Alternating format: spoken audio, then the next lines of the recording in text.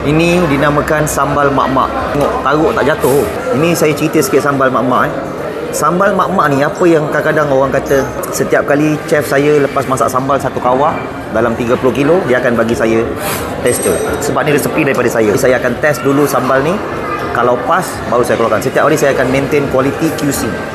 Sambal ni, dia rasa macam, bukan nak cicah tau, rasa macam nak makan. Siapa yang pernah makan sambal mak-mak dekat saya punya restoran, korang komen pernah. Sambal mak-mak ni saya tak pernah cakap, tak pernah claim pun sambal saya sedap. Cuma saya cakap sambal nasi lemak saya ni sambal mak-mak. Yang mana kalau korang makan, sebab kita tahu ramai orang yang pandai jual nasi lemak, ramai orang yang pandai buat sambal yang sedap. Saya cuma cakap sambal ni sambal legend. Yang mana kalau korang makan, korang akan ingat kampung-kampung korang. Korang bayangkan korang duduk dekat rumah kampung, ada beranda, kat depan ada pokok kelapa, ada sungai, ada kelapa. Lepas tu kita punya nenek hidangkan nasi lemak, makan petang, makan tengah hari. Inilah dia. Kemudian nenek kita kalau setiap kali sarapan ke, tak kira lah nenek atuk kita setiap kali sarapan ke kan, dia akan siapkan dengan lempeng cicah, ataupun kita ambil dengan roti, makan dengan TO. Ini lah sambal dia. Dan sambal mak-mak pekat. Ini kita panggil sambal zaman Nusantara. Sebenarnya sebelum adanya peta-peta Malaysia, peta-peta Indonesia belum ada, dulu kita punya kawasan ni dipanggil Nusantara. So inilah sambal Nusantara. Ada dua. Ini dua pengalaman yang saya dengar feedback daripada customer. Yang pertama, ada satu customer ni, dia daripada KL.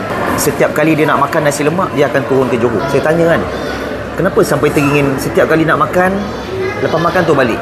Dia cakap dengan saya, sebab nenek dia jual nasi lemak 15 tahun. Arwah nenek dia. So jadi bila nenek dia dah meninggal, dia rindu nak makan nasi lemak. Kemudian bila dia first time makan nasi lemak saya, dia rasa sambal saya, dia cakap macam sambal arwah nenek dia. Start hari itulah dia datang sini, saya tak tahu dah lebih 10 kali.